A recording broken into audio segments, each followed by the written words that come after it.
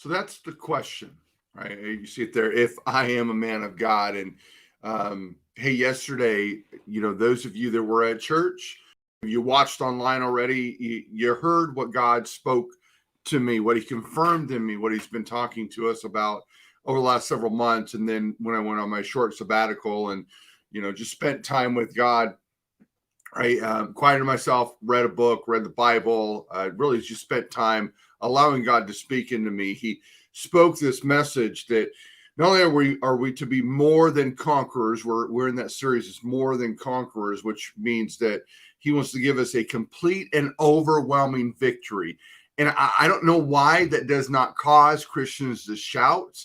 That if God wants to give me a complete and overwhelming victory over every aspect of my life, addictions, mental health issues, right, relational issues, financial issues, God wants to give me a complete and overwhelming victory to the point that I don't just skate through, I don't just make it, I don't just survive, but that I look back and there is no doubt the enemy has been defeated. Somebody shout. I don't understand it. I keep talking about it. Nobody's shouting when we recognize that. But okay, let me calm down. I'm sorry. I get excited about that because that's what God does. He totally transforms things if you allow Him to. But we're talking about if I am a man of God. And so yesterday during the sermon, we really talked about Elijah and this idea that Elijah was a beast, man. He was a wild man. He showed up. Ahab, the king at that point, man. Elijah would show up and he's like, "What are you here? What are you doing here, troublemaker?" He would do incredible things. He was unchained. Hopefully, you guys got your chains yesterday and cut that and broke that off, and you've hung it maybe in your mirror in your car or somewhere, to remind you that you and I are not created to be in the zoo. We are dangerous animals, right? We are. God has created us. He has given us His power, the fullness of who He is. The same power that rose Jesus Christ from the dead is the same power that's supposed to live in us. That's dangerous. You look at the early church, they were dangerous. They would go out and guess what? People would be healed. They'd cause a ruckus because of the miracles, the signs, and the wonders, the things that were going on. You and I are called to be dangerous animals. And Elijah was such a dangerous animal.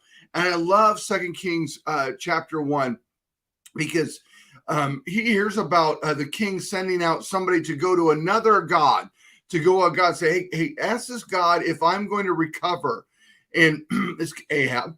And Elijah grabs that servant and says, hey, why are you going anywhere else? There's only one true God. And he tells him, by the way, your king is not going to recover. So that servant goes back, tells the king, and the king goes, what'd the man look like? And so the servant tells him, well, this is what he looked like. He answered, he wore a garment of hair with a belt of leather around his waist. And the king was like, oh man, that's got to be Elisha. That's got to be Elisha, that troublemaker. And so this is what the king does. He sends out 50 men, a captain with 50 men. Basically, they're coming to arrest him, right? They're coming to take him, right? They're going to come in and kill him. Ahab's like, I've heard enough, right? I heard enough. And so they show up and they call up to Elijah. Elijah's up on the mountain. He's spending time with God. Good thing to do, right? And they call up, and this is Elijah's response to them. If I am a man of God, then let fire fall down and consume you. And guess what? It did. And so Ahab sends another 50 guys. You know the rest of the story, right? They do the same thing. Come down. We're here to arrest you. We're here to take you, right? And Elijah's like, hey, if I am a man of God, let fire fall down and it can consume you. And it did. And finally they figured out, like, we better not do this again. I don't want to lose any more guys. But understand, Elijah is the epitome of what we talked about yesterday, that Ephesians 1 concept, that fullness of God within us. And that's what you and I have been created for. But that's the question. Are you a man of God? Are you a man or a woman of God? Is God so much in you, right, that you recognize who you are and then you function in that who you are, that I am an uncaged wild animal, right? There's no dominion, there's no power, there's no authority that is above me. I am the king of the beasts, right? I am the king of the jungle. Yeah, there's weapons formed against me out there, but they shall not prosper. I am the head and not the tail. That God has created me and formed in me and moved in me, that I'm an ambassador, I'm a mouthpiece of God, that where I go, God is already there because I've asked him to be there. That greater is he that is within me than he that is in the world. That the creator of the universe, get this, somebody get this morning, or whenever you're listening to this.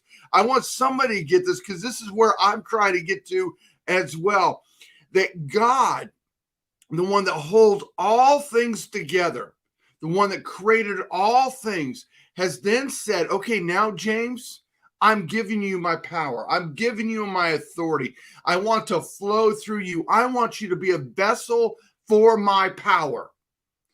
If I believe that, if I truly believe that, if I walked around like that, could you imagine what would happen? Well, I can imagine, because I read it in the New Testament church. I read it in the early Pentecostal church, the 1800s, the early 1900s, the miracles, the signs, the wonders, the things that happen within their lives. We're talking the late 1800s, early 1900s, these individuals coming together from different walks of life and having church together and loving one another and having all things in common, when racism was truly racism, where you couldn't have a white man and a black man drinking from the same water fountain. But all of a sudden, they were having church together, and the black man was preaching, and the white man was preaching, and the women were preaching, and they had all things in common. They were laying hands on one another. Guys, it didn't happen before. But the power of God, when the power of God comes upon you, when you become a vessel, when you recognize you're no longer chained, you recognize that you don't belong in a zoo. That's where the world wants you. They want to look at you because you look pretty, because you do all these great works, right? You're giving money, and you're giving time, and your talents and your treasure. That's what they love. But they don't want the power, but they need the power. That same power that came down in the Shekinah glory, that came down in the temple, is the same power that he wants to wield through you. The New Testament says that we are the temple of God, the very residing place, the very place of God, where God resides himself is in you. Okay, I'll be quiet now. All right? Because I could go all day long, because I am beginning to recognize that I'm not the man that God has called me to be. That there is so much more. There's so much more to what God has called me to do, what he's called you to do, and what he's called this church, Life Church at Easton, to do, all the other churches as well. If you go to another church, understand, if you are a Christian believing church, you believe in Jesus Christ, that he lived a perfect life, born of a virgin, died, rose again, and ascended to the right hand of the Father, then listen up. You're on call as well. He's called you for more. Don't just be a zoo where people sometimes pass by to see the feedings. Don't be a zoo where you got all these dangerous animals that only really kind of look dangerous when they're in the church, but when they're out in the wild, they don't even know how to function anymore.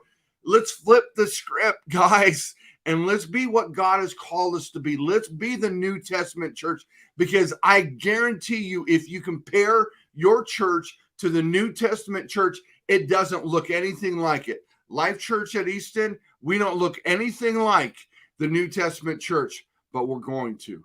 We're on a journey. We're on a journey together. And you might be offended by that statement and say, well, I'm not a zoo animal. I'm not doing that. Compare your life to the New Testament church. Compare your life to the martyrs of the early church time. Compare your life to the martyrs of any church time. Compare your life to the life of the early Pentecostal church. If you're a Pentecostal believer, compare your lives to Luther, to Calvin, to these men and these women that went all over the world and did incredible things. Compare your life to them, and then tell me again. Tell me again how great you are. Let me ask you another question. Elijah and Elisha. Elisha could not get enough of Elijah, walked with him. And when Elijah was taken, that's what we talked about yesterday a little bit. When he was taken, Elisha was there. And Elisha went and did double the miracles, double the prophecies, double the impact in the world than Elijah did. I can't even fathom what that was like. And here's the question for you.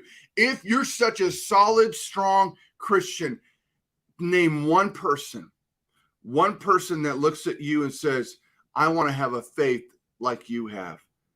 Name one person that says, I want to have a relationship with God like you have. Name one person that's saying, I want to have the power of God like you have. If you can't name at least one, there's a problem.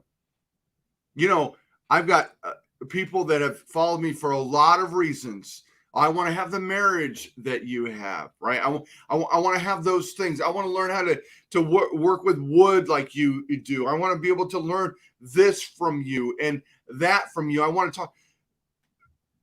Those are all great.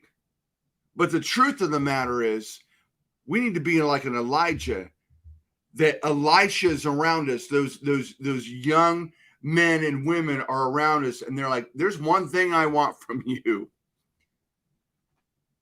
I want to know what it takes to have a relationship with God like you do. Because if we don't, can we just be honest?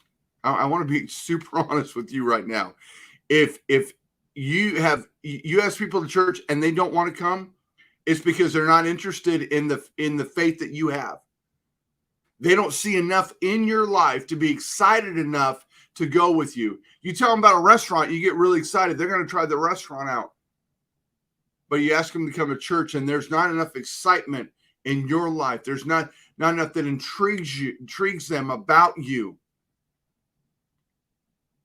Let's be honest with ourselves. Because if we were men and women like Elijah, Elisha, these Spurgeon, all these individuals, all these what we would consider the greats.